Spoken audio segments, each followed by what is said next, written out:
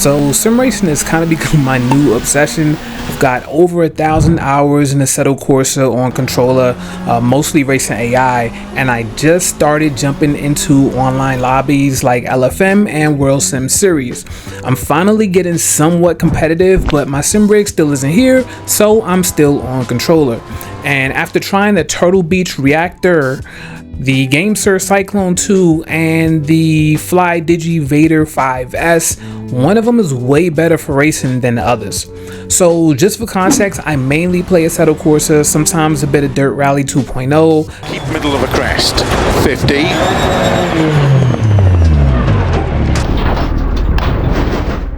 A little Trackmania, stuff like that. I drive a mix of TCR, GT3, MX5, and a bunch of different formula cars. My driving style is basically, if the car lets me be aggressive, I'm going to be aggressive. I trail brake pretty aggressively. I like rotation. I like a bit of slip. I don't want the car fully planted. I want it to, I want to feel it move under me. So with the exception of the formula cars, of course. And since I'm on controller, everything comes down to how precise and consistent your inputs are. So this was my starting point, the Turtle Beach Reactor. At first, I actually liked this controller a lot. The trigger vibration was really good, which for racing is a big deal. You can feel the braking, the throttle, grip, all of that. It also had back buttons, and overall it felt solid when I first got it. So early on, I thought I was good. But then I started to get some stick drift. Oh my god, bro. Oh, hell. Only in the up and down direction. So as you can see here, it's not left and right, just up and down. And so for racing, it actually didn't affect me at all. But in other games, it was bad. Like in story games, I was playing The Last of Us, and my character was just randomly walking forward or backward without me putting in, touching any inputs. So yeah, that got annoying really fast.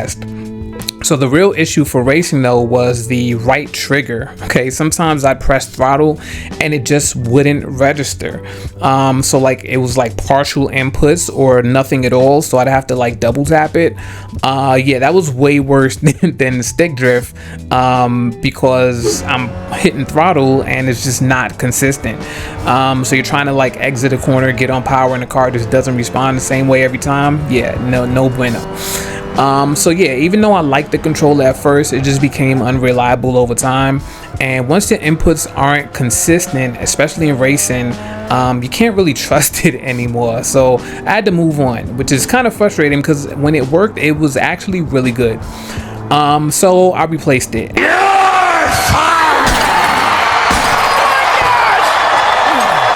And this is where I thought I upgraded. So I picked up the GameSir Cyclone 2. Honestly, first impression, this thing is nice. Like, it's nice.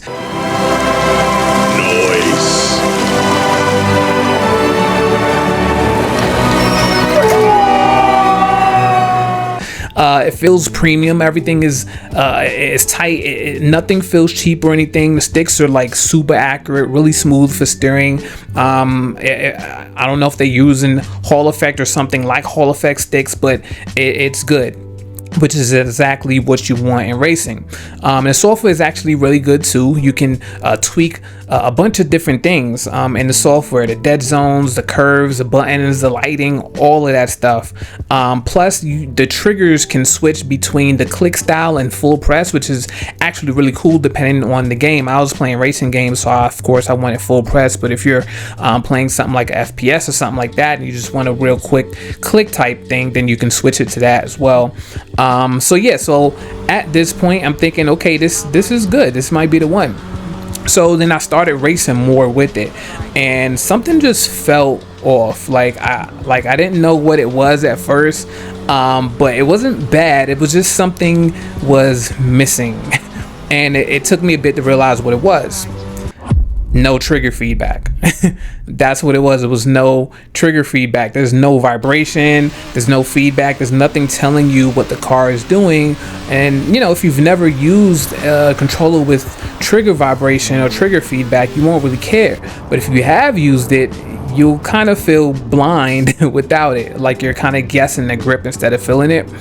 So now I'm in this spot where, you know, I have this great controller, but not for how I drive, which led me to try one more controller. So this is the Flydigi Vader 5S, and this is the one I stuck with. The trigger feedback on this thing is really good. You can feel the grip, the loss of traction, lockups, the rear stepping out, and for aggressive driving that matters a lot. So instead of guessing what the car is doing, you actually feel it, and that makes controlling the car way easier.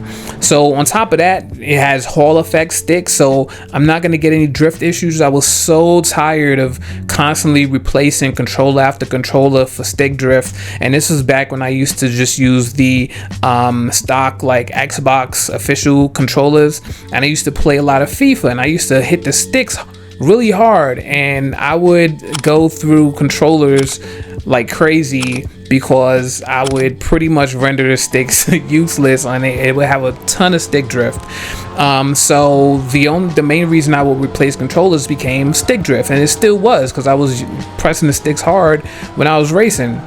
So that was the one thing I wanted to solve. I didn't want any more stick drift, and I started to do some research and found that Hall effect sticks were the best way to go with this. So this has Hall effect, so I'm good there. I'm confident that this is gonna last me quite a long time. It also has adjustable stick tension, so you can turn this wheel on the base of the stick, and it adjusts how much tension the stick is gonna have. So that's just really good for dialing in steering feel. I have mine turned all the way up because that's how I like it. It has the back buttons also, so I use those to switch my brake bias, and then they have the full customization software, and this software is really good. You can change a lot of things similar to the GameSir Cyclone.